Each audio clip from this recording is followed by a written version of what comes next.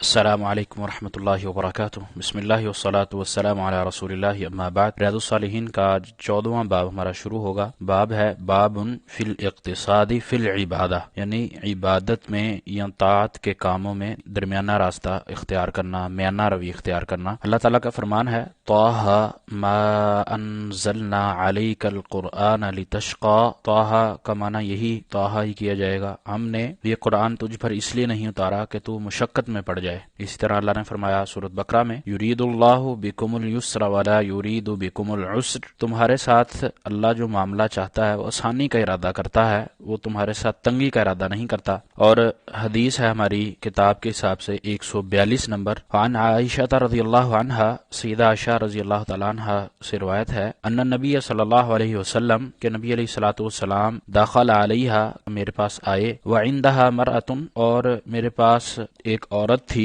یعنی سیدہ عائشہ کہتی ہیں کہ میرے پاس ایک خاتون تھی۔ قال نبی علیہ الصلوۃ والسلام نے سوال کیا من هذه، یہ کون ہے؟ قالت سیدہ عائشہ رضی اللہ عنہا فرماتی ہیں هذه فلانۃ تذکر من صلاتها، یہ فلاں عورت ہے جو نماز کی وجہ سے یاد کی جاتی ہے یا کثرت نماز نفلی عبادت کا اہتمام زیادہ کرتی ہے۔ قال آپ علیہ الصلوۃ والسلام نے فرمایا مہ علیکم بما تطیقون، ٹھہرو تم اسی چیز کو لازم پکڑو جس کی تم طاقت رکھتے ہو۔ فواللہ اللہ کی قسم لا یمل اللہ حتی تملوا، اللہ نہیں اکتاتا یہاں تک کہ تم خود اکتا جاؤ۔ وکان احب الدین الیہ، اور اللہ تعالیٰ کے ہاں جو محبوب عبادت یا محبوب طاعت ہے وہ یہ ہے کہ ما دوام صاحبہ علیہ، کہ اس کو ادا کرنے والا، اس کو اختیار کرنے والا ہمیشگی والا ہو، اس کو یہ نہ ہو کہ ایک دن کر کے چھوڑ دے بلکہ اس کو لازم پکڑنے والا ہو روزانہ کی بنیاد پر۔ متفق علیہ، یہ بخاری اور مسلم کی حدیث ہے۔ اس میں جو لفظ مہ بولا گیا ہے عربی میں معنی نہیں یا زجر کے کی جاتے ہیں، یعنی کہ کسی کو روکنا اور سختی سے روکنا، ڈانٹ کر روکنا، تو یہ اللہ کے نبی علیہ الصلوۃ والسلام نے مہ کا لفظ اس حدیث میں بولا، جس سے یہ ہے کہ اس کام سے ضروری طور پر رکنا ہے۔ اللہ کے نبی صلی اللہ علیہ وسلم نے اظہار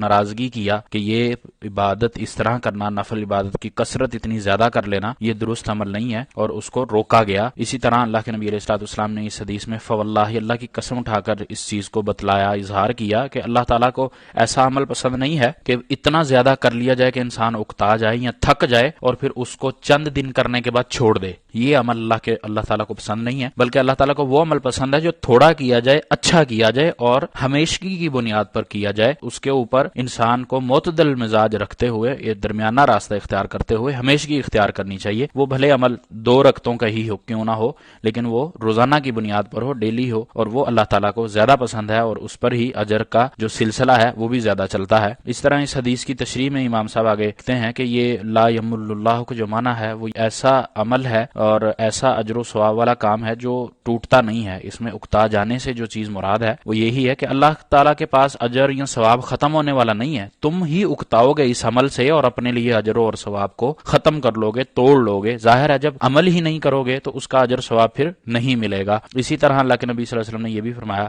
کہ جتنا عمل تم کر سکتے ہو اتنا عمل کرو، اپنے اوپر، اپنی جان کے اوپر زیادہ بوجھ نہیں ڈالو، جتنا آپ کی رغبت اور آپ کا جسم یا آپ مائل ہوتے ہیں عمل کرنے کے لیے اتنا ہی کریں، لیکن عمل میں پختگی ہونا یہ زیادہ اہم ہے اور یہ زیادہ ضروری ہے۔ ایسا نہ ہو کہ چند دن کرنے کے بعد تھک جائیں اور پھر اس کو چھوڑ دیں۔ اس کو چھوڑنے سے نقصان یہ ہوگا کہ انسان کا اجر و ثواب جو ہوگا اس سے وہ محروم ہو جائے گا، اور جس چیز کا وہ حقدار بننا چاہتا ہے وہ اس سے روک دی جائے گی۔ اسی طرح جب وہ اس پر دوام اختیار کرے گا، یعنی اس پر ہمیشگی اختیار کرے گا، تو پھر اللہ کا فضل اور ثواب جو ہے وہ بھی اس پر ہمیشہ ہی چلتا رہے گا۔ اس لیے اس حدیث میں ہمیں پختگی اور ہمیشگی اختیار کرنے کا عمل بتلایا گیا۔ اسی طرح ہم اگر نوافل کی کثرت بھی کریں، جس طرح سیدہ عائشہ نے بتلایا اس خاتون کے بارے میں، ہم جلدی جلدی کرتے ہیں، تعداد بڑھا لیتے ہیں، مطلب 10 رکھتے ہیں، 20 40 30 زیادہ، اور یہ بھی اس لیے کہ لوگوں کو پتا چلے، لوگوں کو بتا دیں ہم کہ اتنی رکھتے ہیں، اور اس میں نہ رکوع سکون سے ہوتا ہے، نہ سجدہ سکون سے ہوتا ہے، نہ قیام سکون سے ہوتا ہے، نہ خشوع نہ خضوع، جبکہ نبی علیہ الصلوۃ والسلام کی نفل نماز جو ہوا کرتی تھی وہ اتنی لمبی لمبی ہوتی تھی کہ آپ صلی اللہ علیہ وسلم کے پاؤں مبارک پر سوجن آ جایا کرتی تھی، اتنی لمبی تھی. جس طرح ایک حدیث بھی ہے سیدنا ابن عباس رضی اللہ عنہ سے، اللہ کے نبی صلی اللہ علیہ وسلم کے پاس ساتھ ایک دفعہ کھڑے ہو کہتے کہ میں اب کہوں کہ اب رکوع ہو جائے یا میں اب بیٹھ جاؤں، لیکن اللہ کے نبی صلی اللہ علیہ وسلم کی اتنی زیادہ لمبی نماز تھی. تو یہ نفل نماز کا طریقہ یہی ہے کہ اس کو لمبا کیا جائے، نہ کہ یہ ہے کہ اس کی تعداد کو بڑھا کر اس کو جلدی جلدی ادا کیا جائے بنا کسی خشوع اور خضوع کے. ایسی عبادت اللہ کے ہاں قابل قبول نہیں ہے. اللہ تعالیٰ کو یہ عبادت پسند نہیں ہے، بلکہ اللہ تعالیٰ کو وہ عبادت پسند ہے جو مقدار میں بے شک کم ہو لیکن اچھی ہو، خشوع و خضوع والی ہو اور پختگی والی، ہمیشگی والی ہو. ایسی عبادت اللہ تعالیٰ کو زیادہ پسند ہے، اور انسان کے لیے، مسلمان کے لیے بھی اسی میں ہی زیادہ اجر ہے، کیونکہ وہ اس پر تسلسل اختیار کر لیتا ہے، اکتاتا نہیں ہے، اس سے تھکتا نہیں ہے، اور وہ عبادت سے منقطع نہیں کرتا اپنے آپ کو. تو اس کا اجر و ثواب بھی پھر اسی طرح اس کے ساتھ چلتا رہتا ہے. اللہ تعالیٰ سے دعا ہے کہ ہمیں اطاعت نبی صلی اللہ علیہ وسلم پر رہتے ہوئے ہی اتنی ہی عبادت کرنے کی توفیق عطا فرمائے جتنی کا ہمیں حکم دیا گیا ہے، اور اس کو خشوع و خضوع کے ساتھ اچھے طریقے سے کے ساتھ ادا کرنے کی توفیق دے، اور ہمارا اجر و ثواب قیامت تک وہ ہمیں ملتا رہے، اور اسی کے ذریعے ہماری نجات بھی ممکن ہو سکے. اللہ تعالیٰ سے دعا ہے کہ اللہ تعالیٰ ہمیں اسی عمل پر ہی ہمارا دل لگائے جو جس کی ہمیں تعلیم دی گئی ہے. وما توفیقی الا باللہ علیہ توکلت و الیہ انیب.